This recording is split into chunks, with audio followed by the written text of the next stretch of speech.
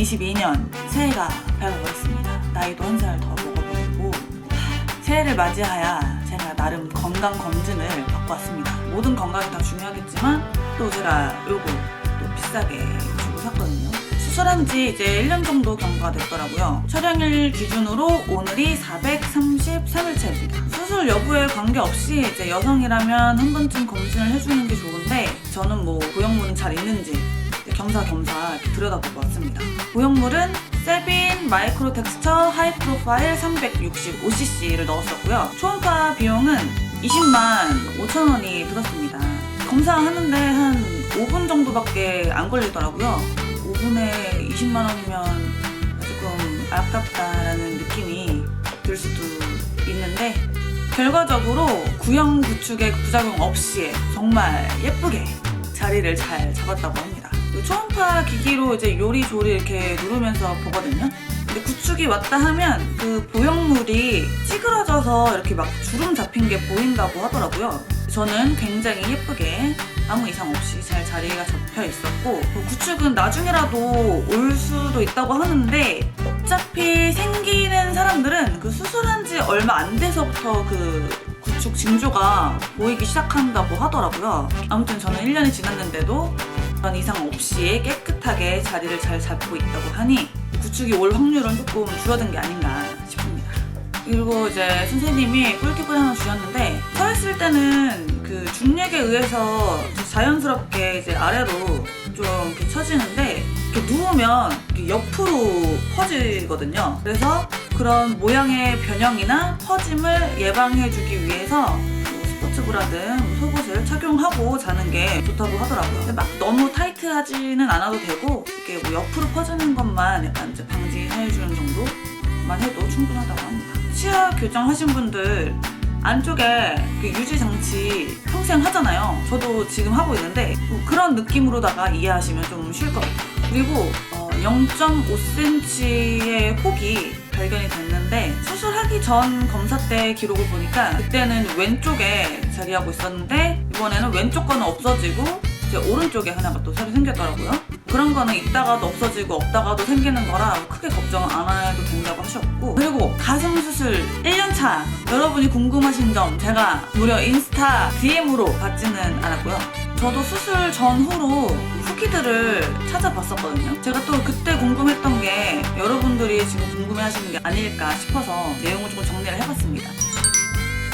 자기 조직 있잖아요. 지방이나 근육이 원체 없고 이제 얇으신 분들은 사실은 어떻게 해도 티가 납니다. 그건 어쩔 수 없어. 진짜를 만드는 게 아니잖아요. 그래서 그건 좀 감수해야 될 것 같고 네. 그래서 저도 그냥 사실 밥그릇 같아요.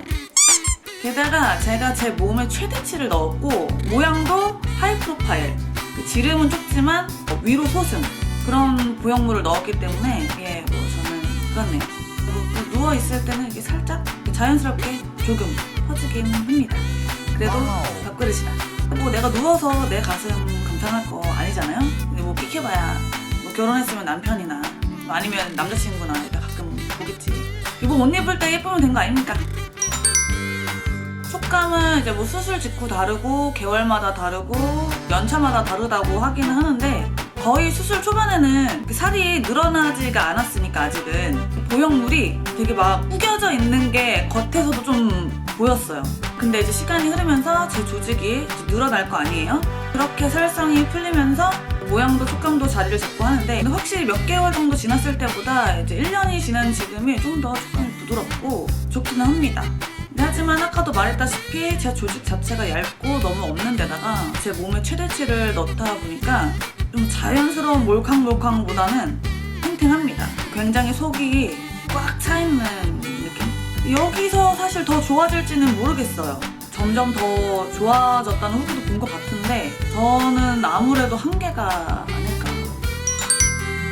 저는 튼살은 안 생겼습니다. 살이 갑자기 찌면 튼살이 생기는 거랑 비슷하게 피부가 갑자기 확 늘어나면 튼살이 생길 수 있거든요. 근데 저는 운 좋게도 아예 트질 않았어요. 절개는 겨드랑이로 했는데 흉터는 아직도 많이 선명합니다. 왼쪽 오른쪽 차이가 좀 있는데 왼쪽보다는 오른쪽이 좀 더 옅어지긴 했어요. 올 여름엔 좀 없어져야 핫하게 입는데 제가 부유방 흡입도 같이 했었거든요. 그래서 이 팔뚝 부분에도 감각이 없었어요. 지금은 팔뚝 부분은 감각이 다 돌아왔고 가슴 쪽을 좀 보자면 또 한쪽은 돌아왔는데 한쪽은 좀 애매하다. 이것도 돌아올지 모르겠어요. 후기들 보면 더뎌도 돌아왔다는 분들도 계셨는데 오랫동안 안 돌아왔다는 분도 계셨거든요. 네, 그래도 한쪽이라도 살아있다는 거에 감사합니다. 제가 원래 운동을 좀 꾸준히 했었거든요. 지금도 운동은 이제 집에서 홈트를 하고 있긴 한데 가슴에 물이 가는 운동은 안 하고 있어요. 수술 이후로는. 안 그래도 지금 제 조직이 없다 보니 타이트한데 뭔가 여기서 자극을 주면 안 될 것 같아서 이제 가슴에 무리가 가는 운동은 이제 아예 안 하고 있고, 제가 운동을 재개한 거는 한 2-3개월 정도부터는 이제 집에서 가볍게 운동을 다시 시작을 했고요. 이제 몇 개월 지나고 자리가 잘 잡고 나면 뭐 운동하는 거는 뭐 그런 거는 크게 무리가 없다고 하네요. 그러니까 뭐 피트니스 언니들도 이제 운동 이렇게 잘 하시겠지? 근데 저는 개인적으로는 뭔가 자극을 주는 느낌이 싫어서 푸시업이라던가 아니면 이제 플랭크 이런 자세는 안 하고 있습니다. 저도 남자 선생님이셨는데 뭐 전혀 부끄러울 거 없습니다.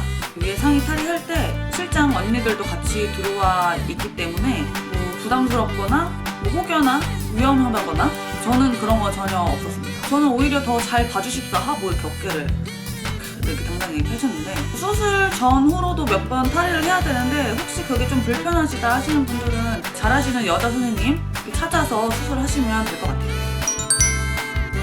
저는 안 해봤지만 가능하다고 합니다.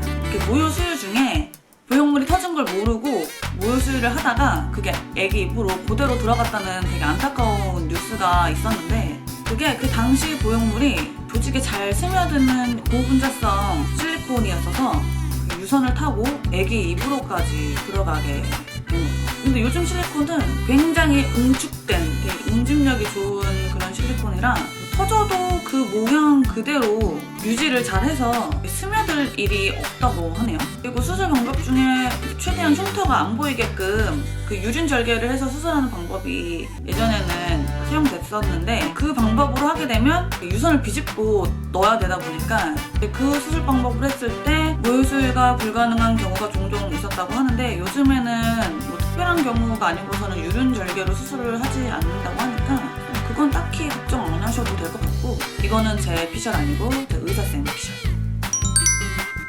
뭐 이것도 사실 터지지만 않으면 굳이 교체할 필요는 없죠. 그러니까 제가 초음파 검사한 것처럼 이제 몇 년에 한 번씩 뭐 잘 있는지 정도만 확인해주면 될 것 같아요. 뭐 그때 확인했을 때 터졌으면 뭐 빼거나 아니면 이제 가비우거나 하면 되겠죠?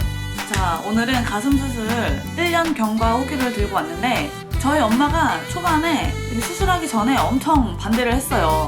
제가 이제 다른 수술하신 분들이나 아니면 이제 성형외과 영상들 유튜브로 많이 보여주면서 엄마를 굉장히 이제 회유를 시켰거든요. 근데 여러분들도 혹시 뭐 주변에 엄마, 남친, 남편이 뭐 반대하거나 걱정하신다면 이 영상을 보여주세요. 제가 산 증인입니다. 근데 물론 그 전에 이제 병원이나 의사 선생님들 알아보는 거 잊지 마시고 저도 다른 분들 후기로 되게 도움을 많이 받았거든요. 여러분들도 제 영상을 보시고 큰 도움이 되셨으면 좋겠네요. 그럼 새해 복 많이 받으시고 받은 복 저도 좀 나눠주시고 예쁜 가슴 얻으시길 바랄게요.